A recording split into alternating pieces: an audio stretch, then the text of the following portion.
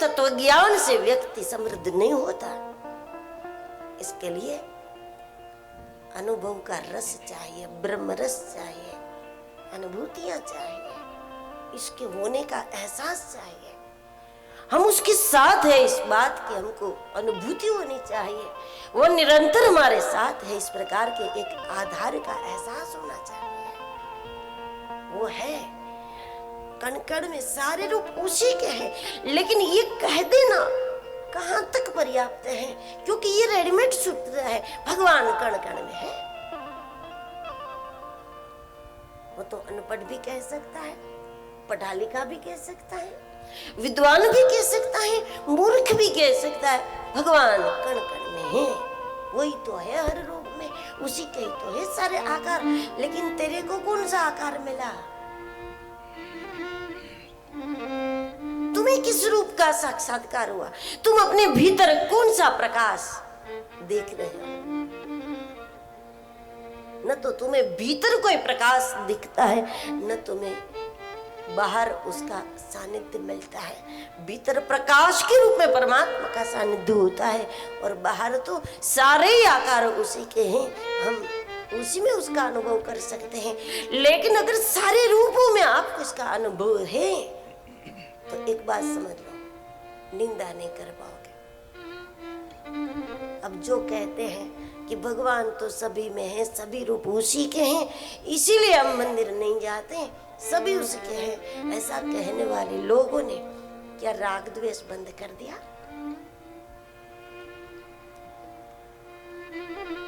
सारे रूप भगवान के हैं ये कहोगे, लेकिन अगर निंदा नहीं छूटती तो ये समझ लो कि आप कहते हो, आप कहते हो कि नासिक पहुंचने में इतना टाइम लगेगा, नासिक का रूट ये है, बस से जाएंगे तो इतने घंटे लगेंगे, प्लेन से जाएंगे तो इतने मिनट लगेगी, गाड़ी से जाएंगे तो इतना टाइम लगेगा, साइकिल से गए तो इतना टाइम लगेगा, और पैदल जाएंगे तो इतने दिन लग जाएंगे। ये सब आपने चर्चा में कुछ बाकी नहीं रखा, सब कुछ कर लिया, लेकिन न तो चलना शुरू किया, न तो साइकिल चलानी शुरू की, न तो गाड़ी चलानी शुरू की, न तो बस में बैठे, न तो ट्रेन में बैठे, न तो प्लेन में बैठे। तो क्या मतलब है उस चर्चा का?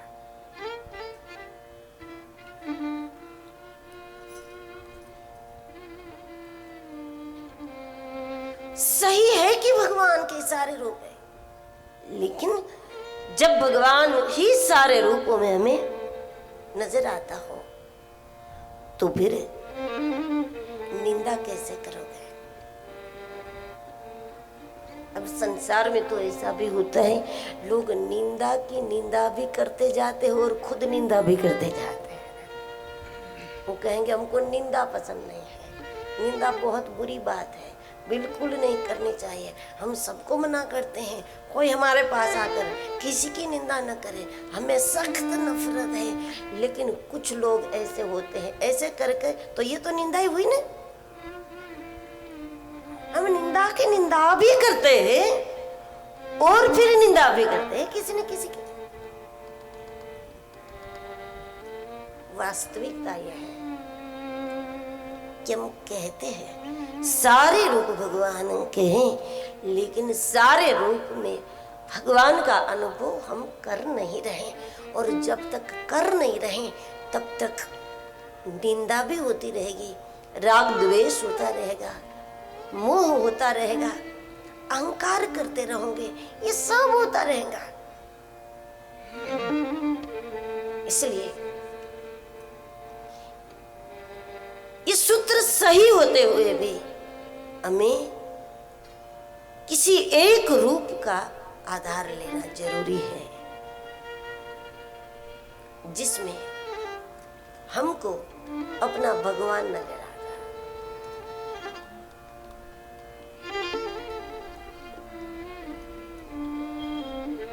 शरीरधारी होकर भी भगवान कौन होता है? शरीरधारी होकर भी वो भगवान होता है जो स्वयं शरीर में होते हुए भी, स्वयं देह में होते हुए भी हमारी देह वासना से हमको मुक्त करे, वो मानव रूप में भगवान ही होता है।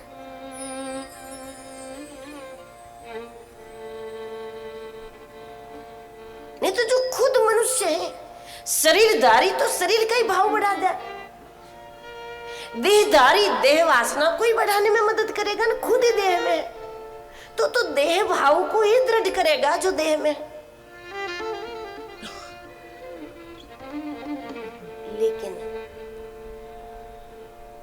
जो वैरागवान है, त्यागवान है, जिसमें गुरुत्व जागृत हुआ है, जिसमें साधुता प्रकट हुई है, ऐसे महापुरुषों को देखो तो वो स्वयं देह में होते हुए भी हमारी देह वासना को दृढ़ नहीं करेगा, वो हमारी देह वासना को तोड़ने का ही काम।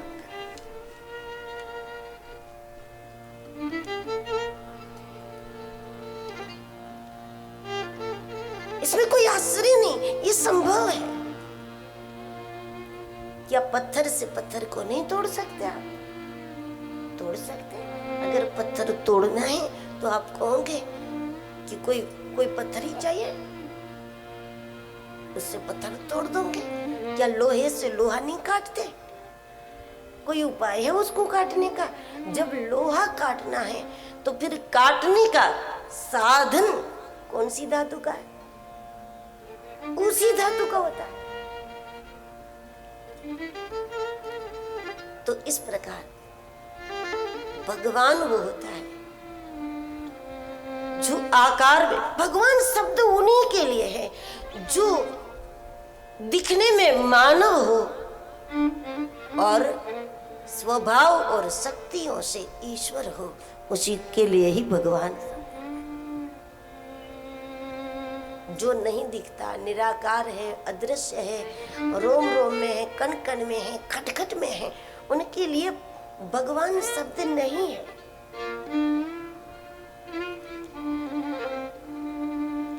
उनके लिए परमात्मा शब्द है, उनके लिए राम शब्द है जो रम रहा है, सब में रम रहा है, रोम रोम में रम रहा है, व्यापक रूप से रम रहा है। यहाँ ज्यादा वहां कम ये भी नहीं है, कहीं ज्यादा नहीं कहीं कम नहीं, सभी स्थानों में एक रस रम रहा है। लेकिन जिसने पुकारा उसने अपने अंतर जगत में उसकी विशेष प्राप्ति का अनुभव किया, वो तो एक रस।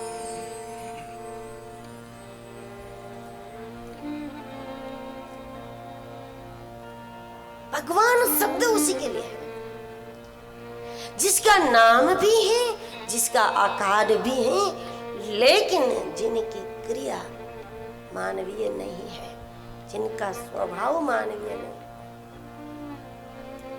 जिनकी शक्तियां मानवीय नहीं है, जो शक्तियों में मनुष्यों से अलग है, स्वभाव में मनुष्य से उनका स्वभाव बहुत अलग है।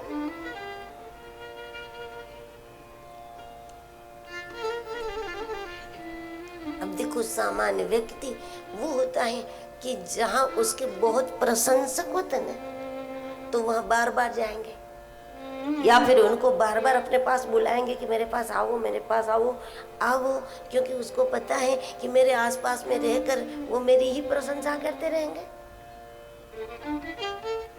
तो एक अच्छा नेटवर्क बन जाए, उसको अच्छा लगता है वो।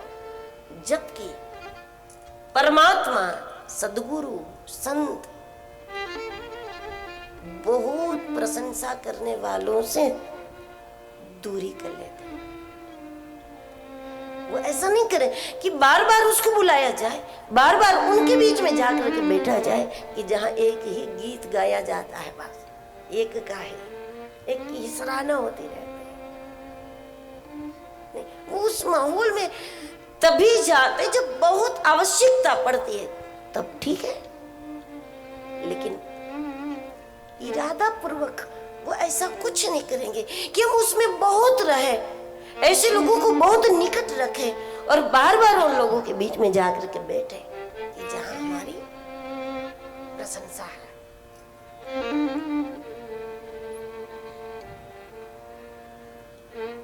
भगवान शब्द उसी के लिए है कि जिनका आकार भी है, जिनका कोई नाम भी है,